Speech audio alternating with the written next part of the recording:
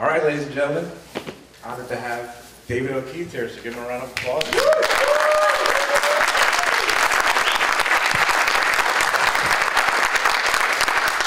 Thank you. Thank you, Matt, for having me. Thank you for giving me a call and asking me to be here.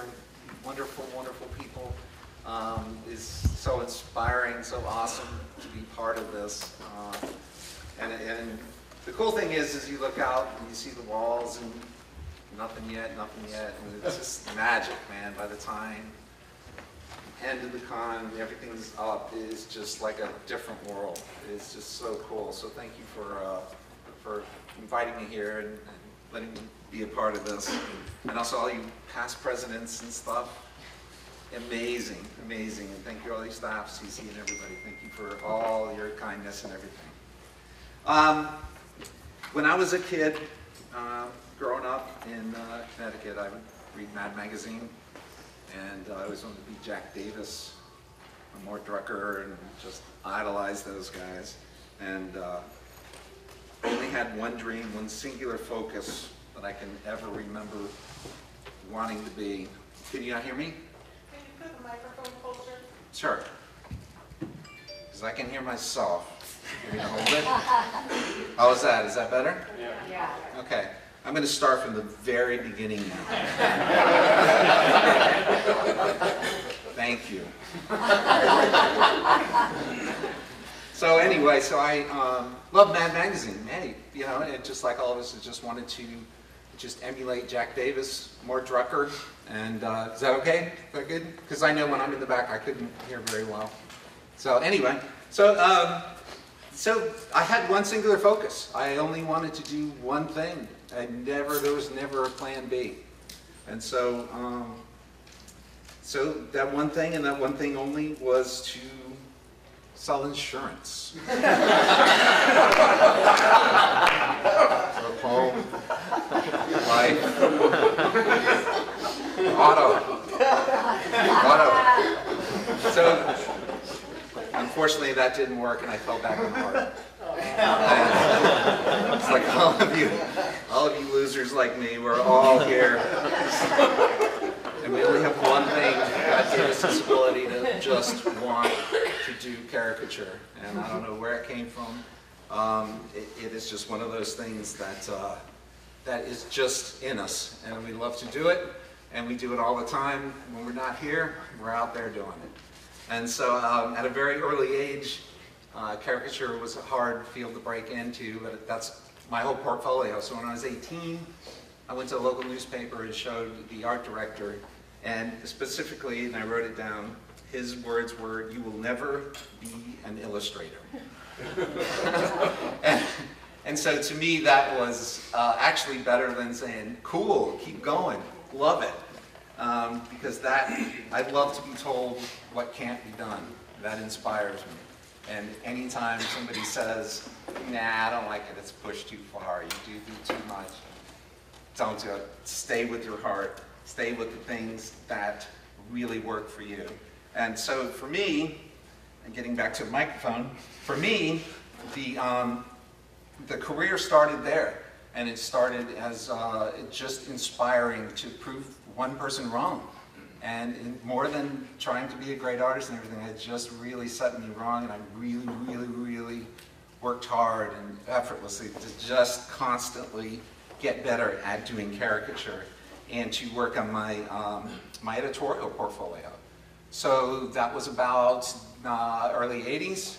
So I worked over the last 4 years and failed miserably. Nothing, zero. Tried and tried to get into editorial, didn't work.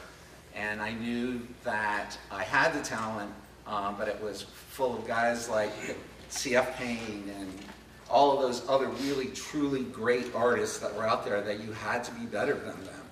So what I did was I just reinvented myself. And the only way I could think of was to do 3D. And so my very first 3D piece was in 1995 for Letterman hosting the Oscars. And that was just one of those things that I don't know how it happened. I really don't. It was just one of those things that just I've got to do this in clay, I've got to figure out, so I went, and any of that internet stuff that you guys are familiar with, there was none. So it's like, well, how do I do this? You go to the art store, and you just try to figure things out, and a lot of trial and error. And so with this, I got some doll eyes, and got some hair, and I sculpted and did all this. I had this was done for the newspaper, so I had, you know, like, they said, we'll give you 2 days to do it. So I said, well, if it's 3 months away, can I have 3 months? So it took 3 months, and on a 2-day deadline. So that was one of those things that just happened, and I am so glad that I did that. And so the 3D stuff started to really take off. So now I had to have a portfolio, and I had to get out there, so I had to get the old national editorial stuff.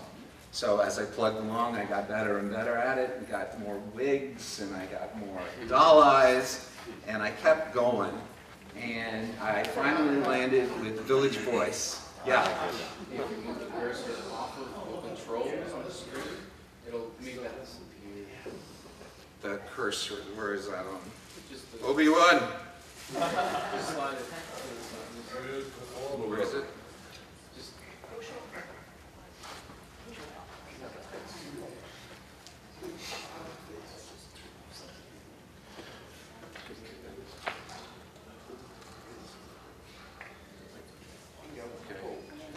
Okay. All right, thank you. Okay. Well, I just wanted to make sure that that X covered up the feet. You see? Very, very important, because there's so much detail, and I'm going to zoom in on that foot. Because this was something that was done in 2 days, and Mr. Fluharty will tell you many a times on doing the Village Voice is that when you get the call, it's the most exciting thing, but then you realize I have just a week, or I have 3 days, or I have 2 days. So this was one of those things that was done very quickly. And again, we're talking the days of Photoshop. Now, none of that stuff is around. So you're talking about taking a picture of a finished sculpture, getting the chrome, and then sending it out and having a courier send it to New York City. And this is back in the days where there were actual newspapers and magazines around. So this is just on the cutting edge. So by this time it's getting into '96, and then another really cool project I got from Village Voice was Bob Dylan's Love and Theft album, and it just, again, this is just one of those things that by this time I'm doing Photoshop and having time to do and work on deadlines.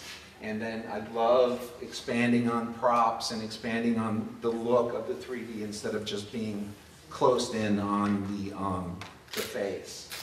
And then to me the big breaks were Time Magazine and being able to do the fun stuff, the spotlight page. But again, it's just a few days you have, so from start to finish you are cranking and you're just hoping it looks good, and you're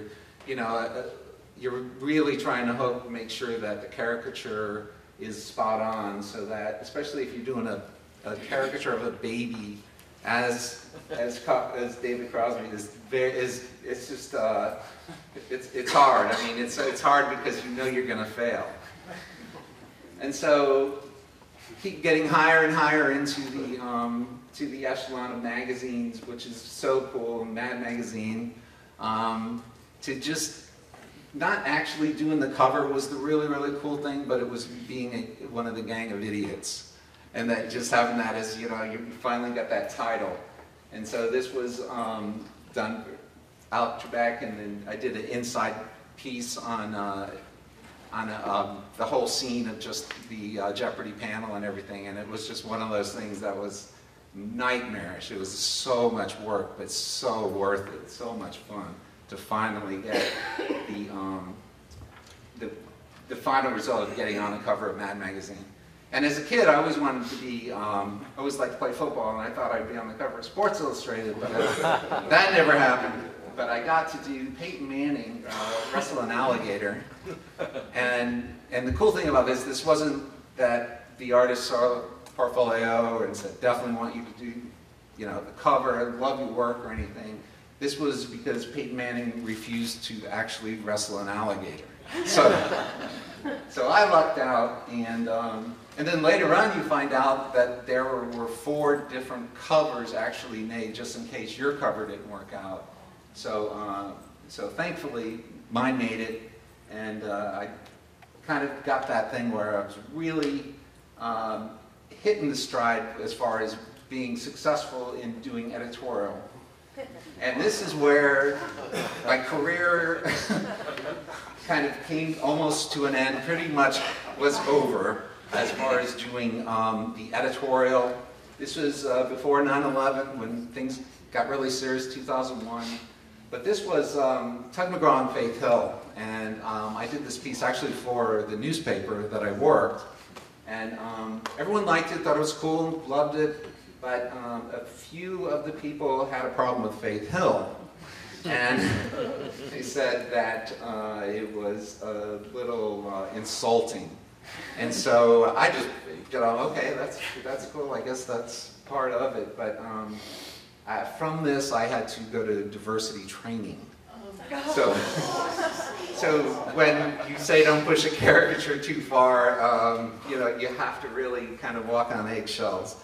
For certain things. So I enjoyed this piece, and it never saw the light of day. Roger. I've already seen them in person, but for people who haven't, how big are these? Okay, most of these that were done editorial-wise, all of these are basically between, like, that one is about 2 inches high to meet the deadline. That one is probably, those are like 8 inches tall. And then that one is probably about 12 inches. It's higher than that, but maybe 18 inches. It's somewhere in there. And if I could do it smaller, I could because of the deadlines. And I've done other pieces that are definitely larger that I've worked at home, and all that side project stuff like the 3 Beatles and all of that. Yeah. How did you make that? Is that cloth, or is that actually your textures that you put on it and clay? Is that clay, or is that actual cloth? Okay, that is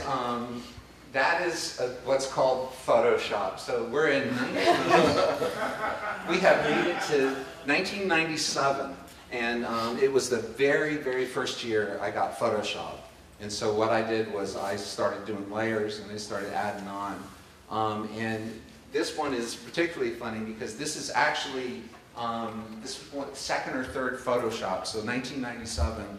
And when I sent it in, I sent the chrome in, and on the actual chrome, or the negative, I wrote FPO, which is for position only. And the art director called me furious and saying, "Whoa, you with Sharpie wrote on the thing, and you've ruined the art." And it's like, well, inside that there's I don't know what those huge little discs that we used to plug in were called. Zip drives? Yeah, zip drives.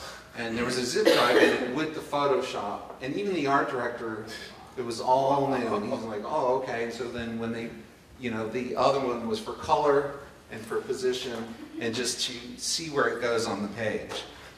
So, you know, and then of course this is all Photoshop by this time. And so after this, everything kind of went kind of south on the 3D. I'd say the year is about 2006, and I got to speak here at the con. And the newspaper industry, print industry, all the things that hopefully some of you got to enjoy to do your work in, started to slowly fade away and die. And so it was now getting to the point where you got to think about the future. What am I going to do? How am I going to make a living? And so the next phase to me was just painting what I wanted to paint. And just like here at the con, you just like, this is what you want to do. This is so much fun. There's no art director. There's nobody saying, tone this down, do this, do that. So I did this painting before I lost my job after 27 years at the Tampa Tribune. And I did this on my own, just like all of you guys, when you build your portfolios and you do your work, you just want to do something that your heart's desire, that something you love. I love The Godfather, something that is different, and most likely something an art director is going to say no to. And so I did The Godfather in the middle, and I wanted to have some of the central characters around, and I did many sketches of, you know, like I loved the idea of kids running into the room and took that out. It was distracting, and I wanted, you know, I wanted the big heads, little bodies, and I wanted, you know, just little heads, big bodies, Luca Brasi, but I wanted to just make it a pretty cool design element. And so the timing on this worked for me because after I spoke, I lost my job at the Tribune, and I am trying to figure out why, I don't know why this is not going to the next one. Just stop on the actual picture once. Obi-Wan. Okay, so, So you're selecting the picture. so anyway, and I'll keep going. So this one was done purely as something that I wanted to do on my own. So in 2007, lost my job, didn't know what I was going to do. I was currently working at Blue Sky Studios, thought, great, I'm going to do animation, that's going to be so cool, that's the next wave, I'll be set. I did not get the job at Blue Sky. Yeah, just go to the next one. And so in 2009, after 2 years of trying to, again, reinvent myself and trying to, thank you, and trying to figure out what to do, I opened a gallery on a whim just to say, there's nothing else out there. Walmart gallery, I tried a gallery. It was a shot, my wife said, fine, we'll see how it goes. And I got a commission to do Caddyshack. And again, it's one of those things that we're all looking for, what's the next thing? What am I going to do? And for me, it was Caddyshack. This was my day in the life of, you know, the Beatles song that, this is my one-hit wonder.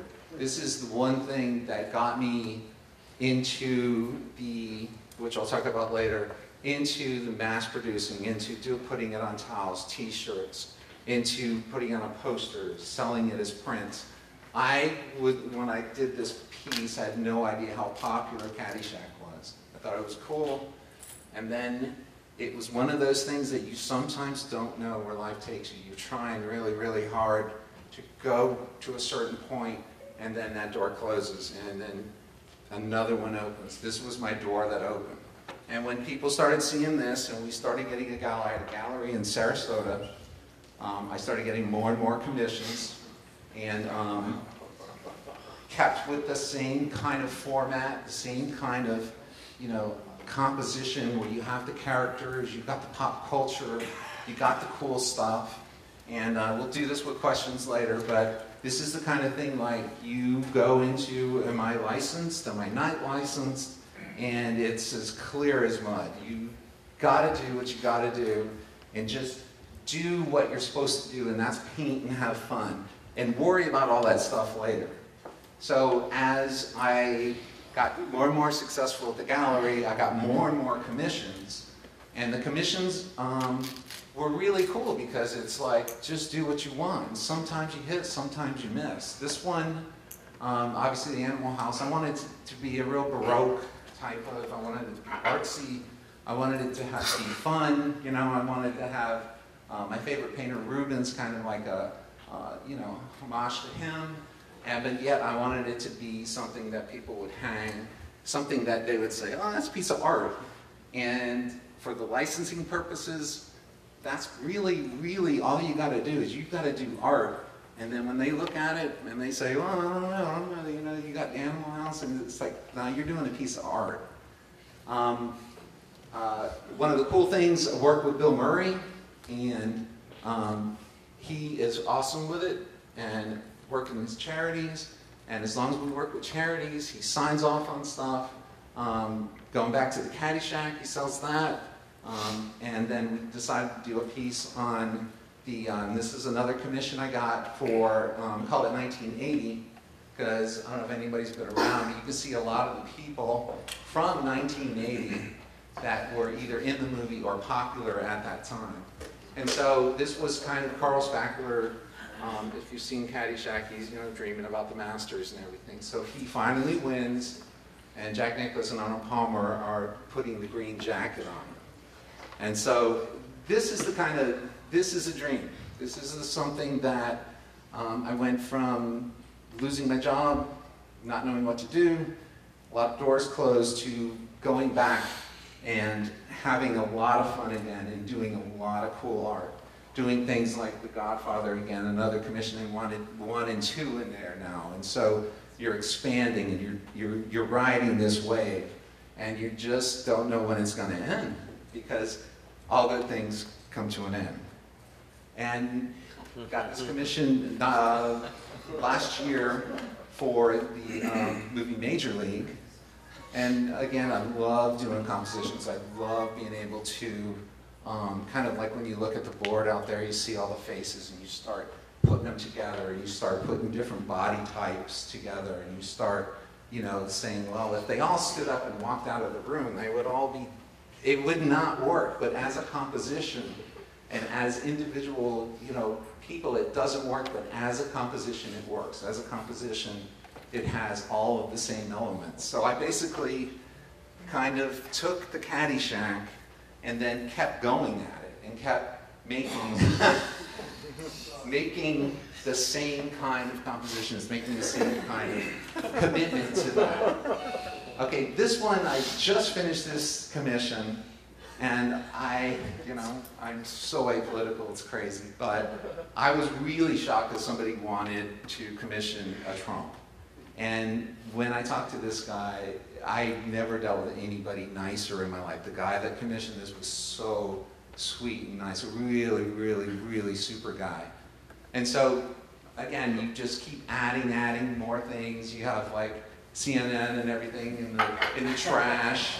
You got Putin and Hillary in the window looking in. You got Obama over there. And you have all the people he has fired over here. And we're talking an oil painting is hanging in the guy's house, and all those people are gone. And these people are always going to be here because that's his family. But again, really blessed that I have had the opportunity to do these kind of things. How big is it? Yeah. How big? All of these paintings that I do them exactly, they are 60 by 48. And so all of them are just that's the standard size, and it's the size I really like to work with, except I'll show you the very last one. And so now, as I move forward in doing more and more commissions, I came into the granddaddy of commissions, and where you have the licensing issues and you have something that has to be done. And going back to when I was 18 and said, you'll never be an illustrator, and that's just something that you're not going to do, and being loved to be told something you can't do, I decided to do the Yankees. Now this was halfway commission, and halfway I wanted to do it. So I decided I'm going to do all the Yankees, and I'm going to try to get licensed. I'm going to see what happens. Because just like you guys, it's like, well, why not try it, see what happens? So I did this, and this is where I am now. This is where I am right now in my life, where I am seeking the licensing, but yet doing it on rice paper, doing it very gingerly. Because once they see this and they say no, then I'm done. I'm going to shut down. So what I decided to do was to do this, sell it, and then make my prints just like I've made my living. And if they shut me down, they shut me down. It's better to say I'm sorry than it is to have them just at the beginning decide, no, this is not going to happen. You're not going to do it. The other thing is, and to me the most important thing, is that if I went straight to the Yankees MLB, did all of that, and said, okay, this is what I want to do, there's no way this ever would have happened. First of all, his nose is too big, this guy's too big, this guy's up here, this guy. And so when you run into those things, no matter where you are, like we're blessed to have editorial really pay for our houses, really get us going, and now there's no more editorial, and then what's the next thing? How do you make money? And so if you go through the licensing, just like you're doing advertising, just like you're doing something, you're being told, okay, you can't do this, can't do this. Just like if you're out there, and there was some person that monitored saying, well, okay, the caricatures have to look a certain way, you have to do this, and you have to be within your guidelines. This would never happen. So just like The Godfather, when I painted it, and just did it on my own, didn't have any art direction, just decided, this is what I want to do. I'm doing this for the Yankees. So I'm at the point where I have had 2 galleries, and both of them shut down. And brick and mortar, the same like newspapers, everything, look at Sears, look at it's really hard. You gotta pay rent, you gotta pay people. And the internet's a great place. Marketing is a great thing to do. It's finding your niche. There's always gonna be something next, and you have to find out. You don't know what the next thing is. To me, the next thing after newspaper was the Caddy Shack. And the next thing after this, who knows what it is? You know, it's hard to say, but the one thing that is very, very important is that you do your conviction, you paint, you do what your style is, and you learn from others. Just like Picasso said, it's much, you know, good artists copy, great artists steal. And so when I go to like Caricature of 3,000, I steal from you guys. It's just, it's a good thing. It's you learn, you get better, and you get better. And so to go on to the next thing, and to the next phase, I think you should stick by your guns. One of the greatest artists I've ever known, his name is Russ Kramer. And he worked in a newspaper, and he was so good. But yet I was so mad. I was young, and I wanted to be better than him, wanted to be better. And then years later, I got to talk to him on the phone. He does nautical, beautiful paintings. And I said, man, you're so much better. You're just so much better. I admit it now. I couldn't admit it. And he said something that stuck with me that I've used ever since. And he said, not better, different. And that's what I love. And when I see the boards out there and I see everything, it's like different. It's everything is doing your heart's desire and doing the things that you want to do and pursue the things you want to do. Don't know what it's going to be. We're all going to make money, but follow your heart's desires. You never know what that next thing is going to be. Thank you.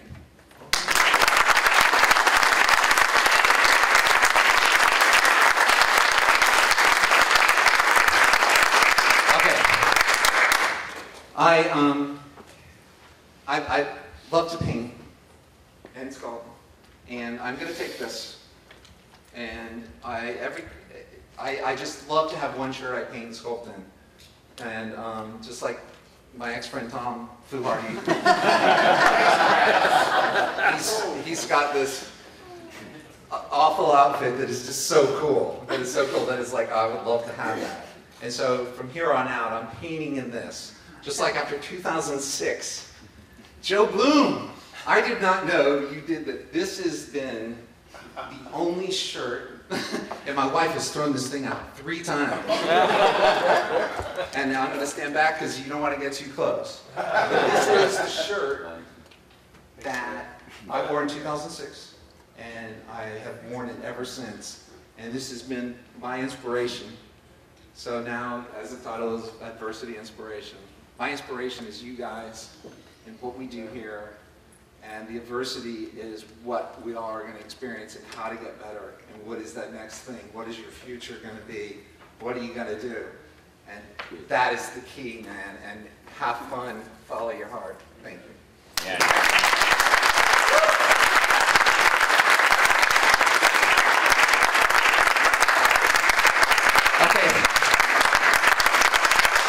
No questions. Cool. Yeah, Joe. I'm sorry, Jeff. There's one in the back. I don't have the greatest hearing, so I'm gonna, Jeff's my interpreter, and he's gonna, if I can't hear you, he'll tell me what you said. Well, I currently am in the middle of a commission with a million requests to include in it.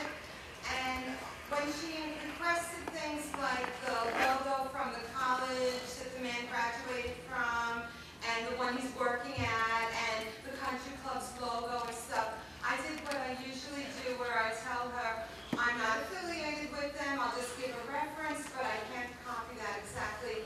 And it gets hairy when they just have like 2 letters, you know, put together or something. So I'm super curious, because this is small. It's a woman who's going to give a gift to her boyfriend, right? I'm super curious as to what the other artists here do. Am I the only one who makes her life so difficult? Like this?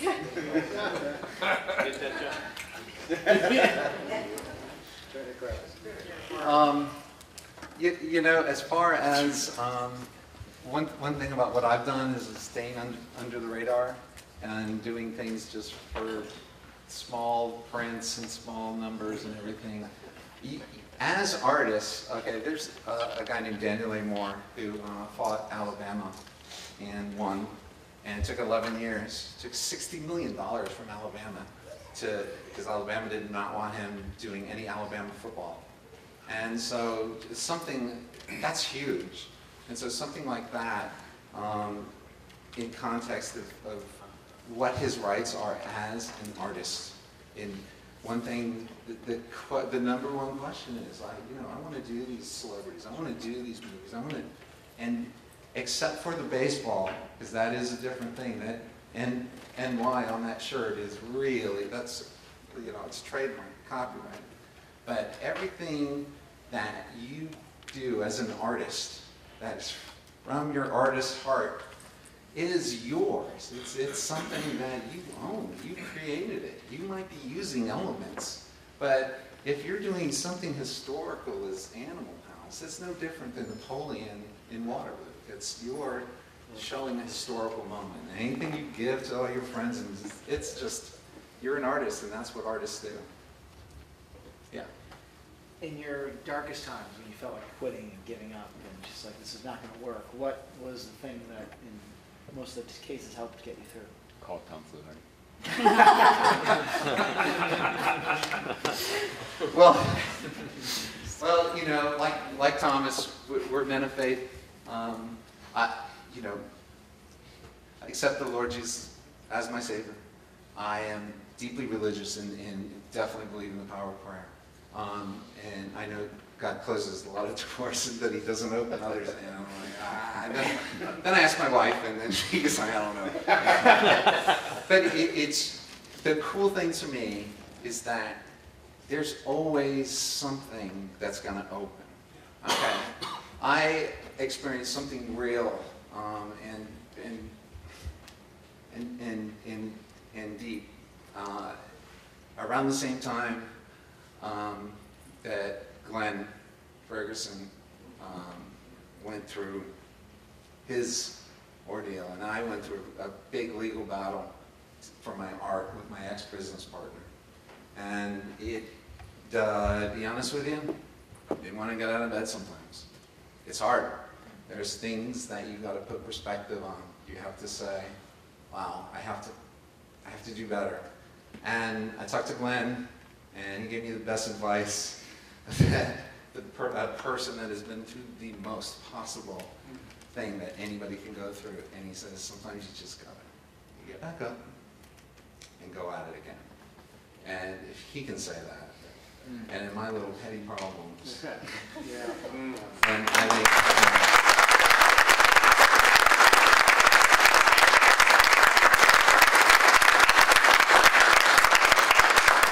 yeah, and so when the things they seem that they're, the world's going to end and everything's bad, you get perspective and you get things, and it always ends up. There's always the next thing. I didn't know that the Caddyshack was going to come. I didn't know the 3D stuff, even though, I know artists that are, and that's the other thing that just drives me crazy is that did 3D and I'm really, really good at it. And I'm really getting like, yeah, this is pretty cool. But there's so many others that are better, that are so good. And then it's like, you know what, that's like, but yet that's inspiring because now I'm gonna be better than them too. 'Cause I never want to be told, can't do it. Cool.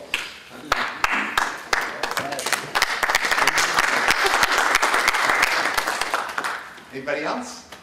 Joe? Hey, I've got maybe a couple of questions, but the first one is when you get these commissions, say like someone contacts you, is it a private commission, is it a business commission, something like the Trump or the Caddyshack? Yeah, they're all of them are private, and so I would strongly suggest coming into the gallery world, even the editorial, I was getting more and more aware of the business end of things.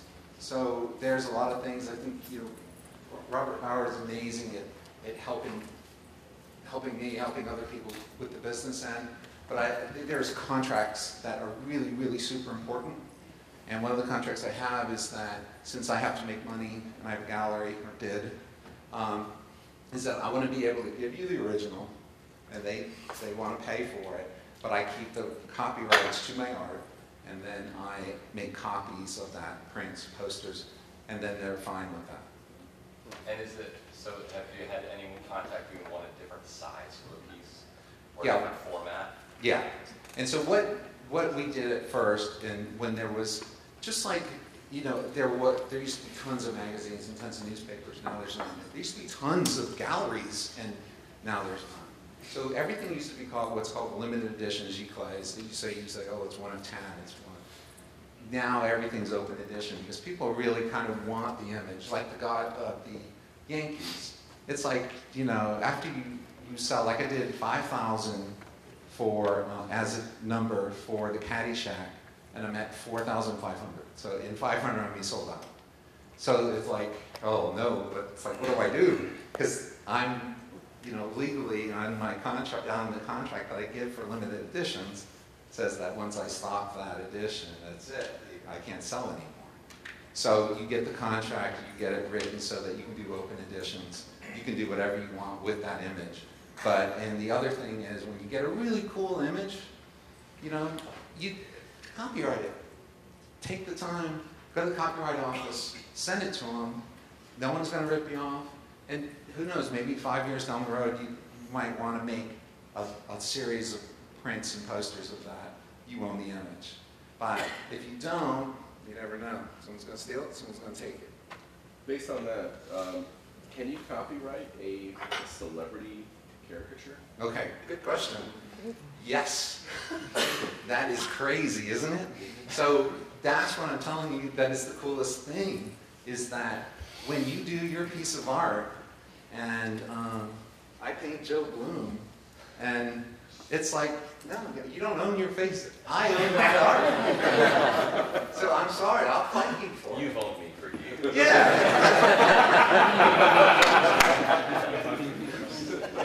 So that's the cool thing. What you create, everything you create, is yours. You're the artist. It came from here and onto the paper or onto the clay, and it's yours. You own it. And that's the one thing that you get the bullies out there that want to say you can't use that, and even things like the Yankees did.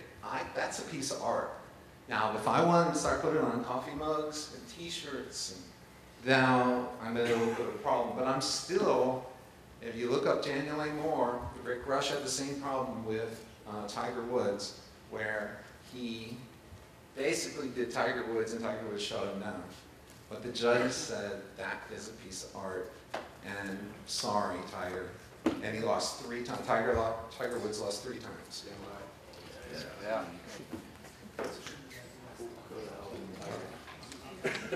Okay.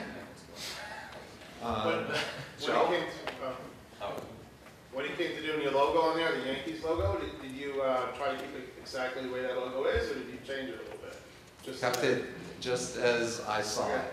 Now, the cool thing about the Yankees piece, if I wanted to mass produce that, I could take off, I don't know if you saw the Yankees on the ground, the big logo on the ground, and all of the, on the shirt and the cap. If I took all of those off, I'd be okay. I'd actually, there's this awful ad of Eli Manning. He's wearing a really cool wristwatch, you know, and he's wearing, and this is after his MVP, 2005, whatever. And so he's wearing this watch, Rolex, whatever it is, and it's like, it says, Eli Manning, champion of a sports team. You can't use football, you can't use the color of the Giants, they can't, but they can use his name. And so, if they wanted to make officially licensed, they put him in the Giants, they put him in, but it's like, you can, if there's no logos on there, you can go at it, you can have fun with it. They couldn't use the color either? No, colors, like that was, and Rick and Daniel A. Moore was one of those things where Alabama said they own the color crimson. So just, if you do, and I should tell you, if you do have crimson in your, you need to take it out. Use it, Alabama. And so it's insane. So yeah, so no, there you don't own colors. And so that's where they have attorneys that say, yeah, they shut you down. And artists, like all of us, are just going to be, okay, I'm sorry, you know what? I didn't know you own crimson. So you just, you give in. And you say, okay, I can't do that. But that's not it. I mean, I just really want to tell you, really can go out there and do your thing. But when you cross the line of putting logos in there, or using the name of something, or even it's weird, like Princess Bride, great movie, like Inconceivable, you know, you can't use that. That's been, you know, so you need to do your research and find out what you can use and what you can't use. But if you're putting it in clay, or you're putting it on your canvas or paper, that's your art, and that's your own First Amendment right to do what you want to do what God gave, that ability that God gave you to create. Okay, well, I just want to end with thanking Glenn for being here. It means so much seeing you, buddy, and just the inspiration that you've given me personally in over the years is beyond words. And just like everyone here, I love you. I'd love to be in that inner circle with you. It is just so great to be a part of all of this and to be a part of everything that happened back then, and to see the people that stepped up, and it was just great. Because it's funny, because I think of caricaturists, I think you guys are all mean. You just really want to hurt people by drawing them awful. The biggest hearts of anybody are you guys. And thank you, Glenn, Joanne, superhero woman, and thank you all for having me. And I hope it didn't go too long, and I know you're starving and you want to get back in there. Thank you.